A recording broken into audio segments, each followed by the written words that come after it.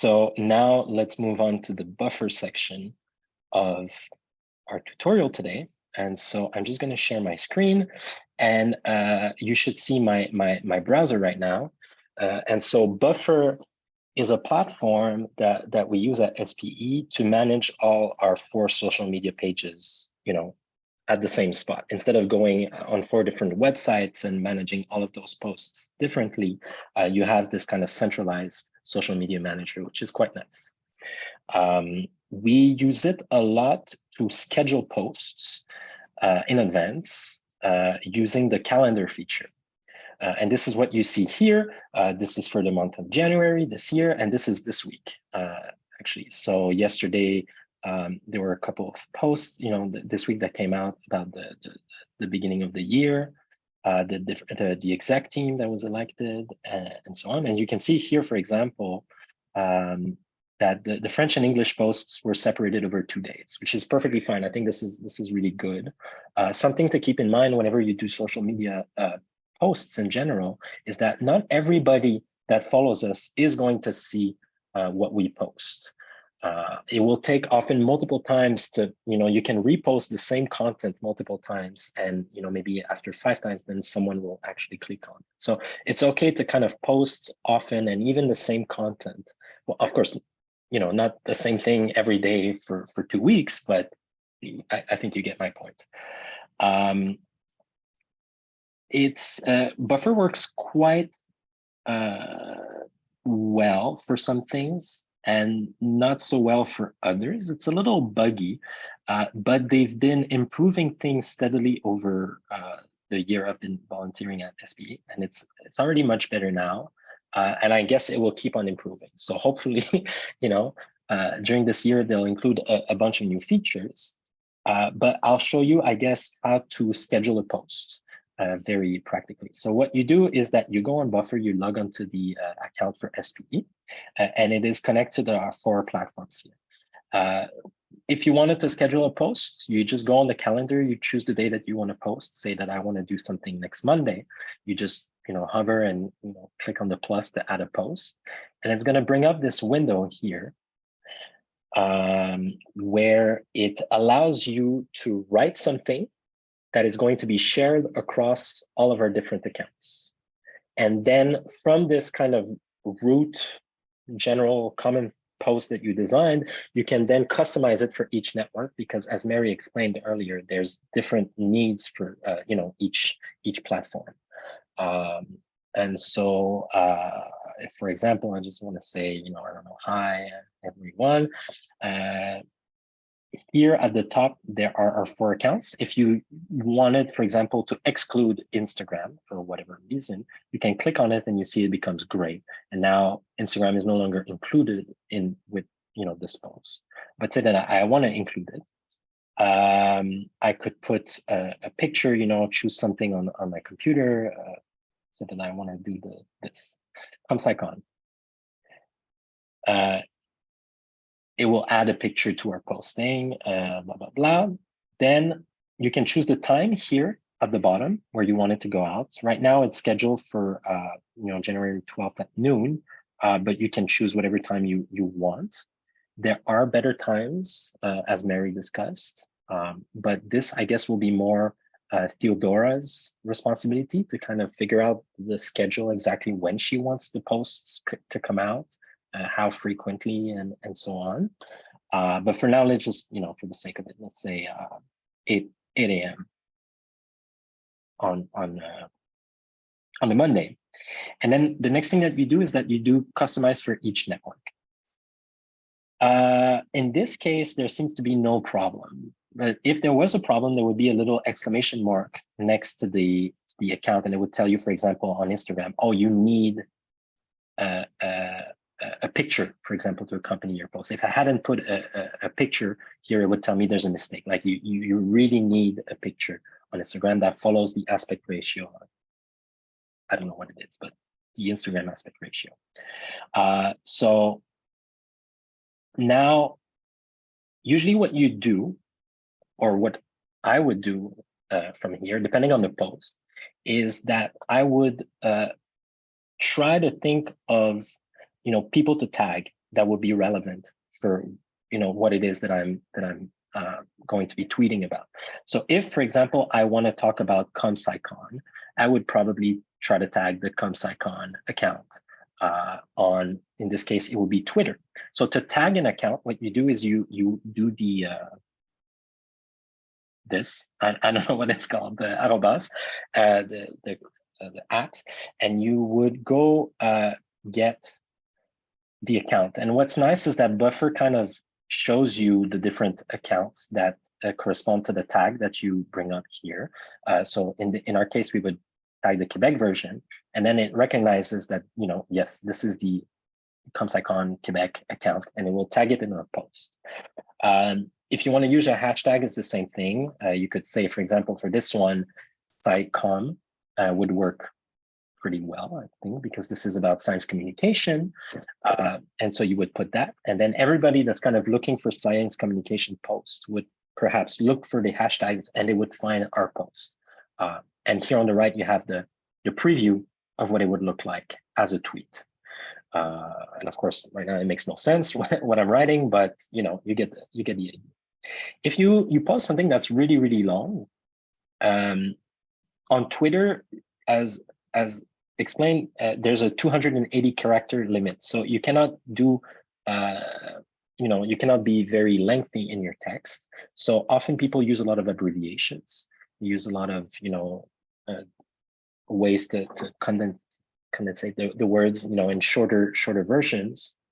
But now recently Twitter Buffer added a way to start a Twitter thread directly on here. And that makes our job really much easier, because before we couldn't program a thread in advance. So a thread, what it is, it's a series of tweets that are kind of connected one after the other. If you use Twitter, I'm sure you have seen something like that before. But what people usually do in this case, say that I have like many tweets, I have 2 of them. Often at the beginning here, they will put 1 out of 2 to indicate that this message here is part of a series, and there's another one that follows, so that if someone just sees this one, it won't be taken out of context, for example. And if I wanted to do a thread, I would go here, 2 out of 2, and write blah, blah, blah. Okay, something like that. And you can see here on the right, it kind of organizes everything for you perfectly. So this works quite well, actually, the thread, sometimes. And then other times it bugs out and you kind of have to start over again. So it's not perfect, and Buffer is still improving things, but it is a really, really big improvement. Yes, Gavin. When you say it bugs out, you mean like it bugs out in the interface here? Like you just have to restart. It doesn't like screw up doing things. No, but like it happened to me that I had written like an entire post here as a thread on Twitter. And then I try to go, okay, now I want to customize the Facebook one, and I click here and it just doesn't work. Like it won't let me. And I just had to copy my Twitter post, in a Word doc somewhere else, restart it, and then copy it back to make sure that everything was okay. It's a little annoying, but I've had that happen to me once. Most of the time it works fine. Okay, cool. For Facebook here and LinkedIn, I would put them kind of in equal footing in terms of the quantity of text that you put. And you can be kind of wordy. You can put as many things as you want. You can tag people on those platforms as well. For Facebook, it works the same way. Let's see if ComSciCon, it does work. Awesome. So it works in the same way. For LinkedIn, it's a little different if you wanted to tag someone. This is also something new that they added. But if I go on my LinkedIn here, on my personal one, because this is what you have to do, unfortunately, to get the tag on LinkedIn, but you would look for ComSciCon. There you go. You find their page, the page that you want to tag. And what you do is you copy the URL directly. I have too many things on my screen, but you copy the URL directly here and it will recognize it as the LinkedIn page corresponding to that, whatever it is that you're trying to tag. The only thing to keep in mind for LinkedIn is that you can only tag organizations. You cannot tag individual people. So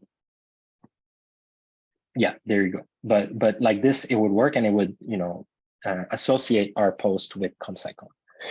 You can put hashtags on LinkedIn. You can put hashtags on Facebook. No problem. It works. You can put emojis on all of those. It all works. I would say the most annoying platform to use, unfortunately for us, is Instagram, because it's very restricted, and the type of content that you post on Instagram, the type of content that we post rather, is not really amenable to what Instagram is really about. So we often post links to newspaper articles, to, you know, career opportunities, to a blog post or something like that. You cannot add, as Mary said, a URL. For example, this, it would tell me that. Will it tell me? It won't tell me. But it cannot work. You cannot click on a URL in an Instagram post. It just will not let you. So instead, what you have to do is you have to use, unfortunately, another website to schedule a story in advance. And in that story, you can include a sticker that is a URL to whatever it is that you're trying to refer people to. So there's a lot more steps involved. So most of the time for the posts that we're making, unless there's like a clear visual content that we try to share, like this one, for example, that was really nice. I don't know, yeah, you can see here, you know, this is perfect Instagram format. You can tag people on the, I don't know if it works.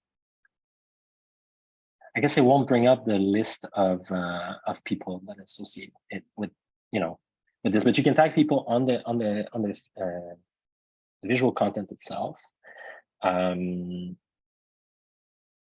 But yeah, I would kind of advise almost against using Instagram for a lot of posts, unless you have dedicated time to create visual content to accompany what it is that you're posting.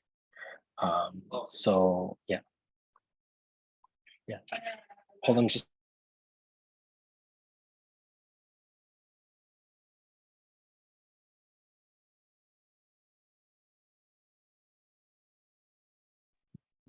Sorry, guys. Yeah, so this is Instagram. The other website that you would use if you wanted to schedule a story in advance is called the Meta Business Suite. And this is the company that controls Facebook and Instagram. They have their own kind of website to do ads. And you can also, they have an agenda here, as you can see, and you can schedule posts in advance, just like on Buffer, but you can also do stories. And that's why usually if you had, you know, a link that you wanted to put on Instagram, it's probably better to do it with this, this tool, the Meta Business Suite of the SPE account. But maybe that's kind of going into the details. I don't want to do too much of that. I think for now we can probably focus more on Buffer, if that's okay with you guys. So I'll just kind of unclick the Instagram button here to pretend like, you know, this is what we wanted to do all along. And yes, Maya. And I just had a question for the time of the post. Is it always, does it like stay in EDT time for SPE, or does it change depending on where the person is logging in?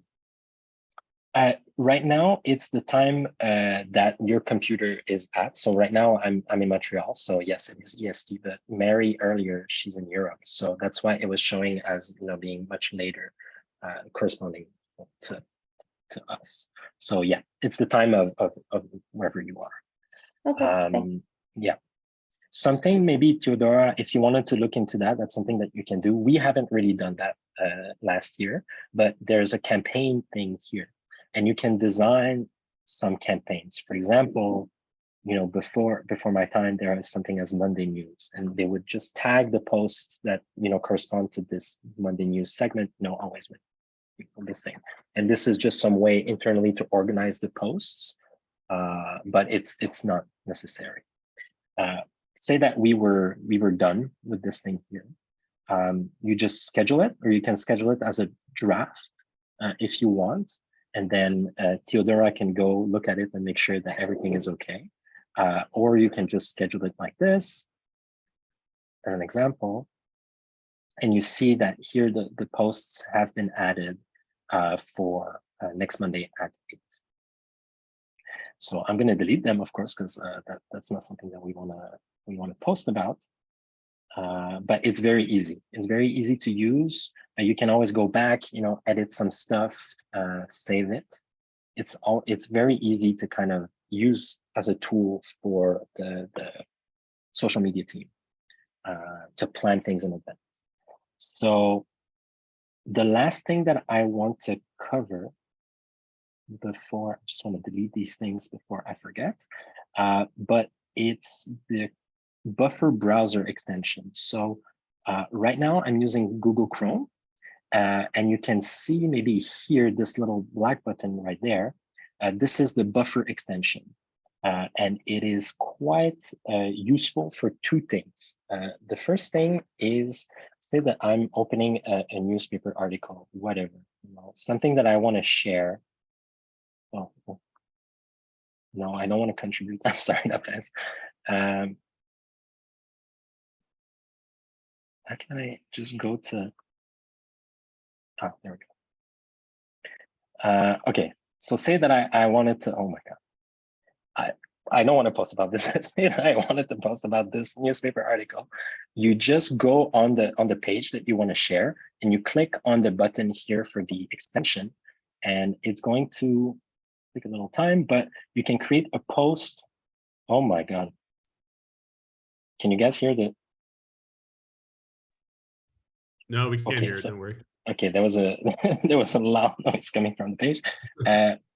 So you just create here, you create a post, it's going to open a new window here, a new tab. And it's quite handy for sharing news articles because you'll see that.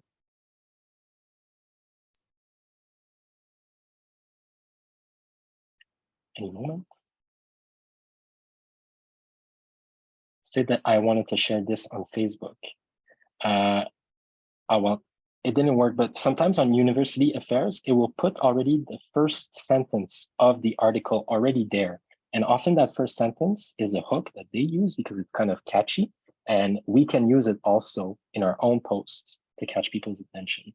So that's really useful, but it puts, as you can see, the link attachment right there so that people can click on it very easily. So it's quite useful for that, just to share something that you're reading on the internet. It's like, oh, this would be great for SPE. I just click on a thing. The other thing that it's useful for is scheduling a retweet. So if I go here, this is my, I guess, my personal Twitter. So maybe I'll go on SPE's Twitter. It doesn't really matter, actually. I can just, you can see here, there's the buffer icon, which is this kind of stack of squares, whatever. You can see it. If I click on this, it's going to do the same thing. And this comes with the buffer extension. But it will open buffer. Take some time, but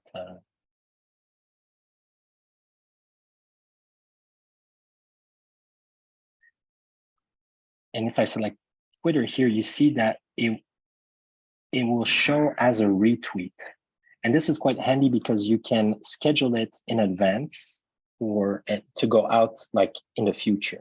So, for example, I think Gavin, you had put some tweets that you wanted us to retweet this week, right? Or I forget the details that we post a lot, but yeah, your point is well taken that this will come up. So like this is perfect for that purpose, right? Where you just go on the tweet and you do it in advance whenever you want it to go. So yeah, it is quite useful in that regards, but it's kind of optional. I think the main buffer kind of platform, the calendar is really the main part, and you can do all kinds of things. You can look at our analytics, for example, for how our page are doing and our engagement. This is more Theodora's and Mary's responsibility going forward, but you can track how all of our pages are doing and so on. So it's quite nice. I like Buffer.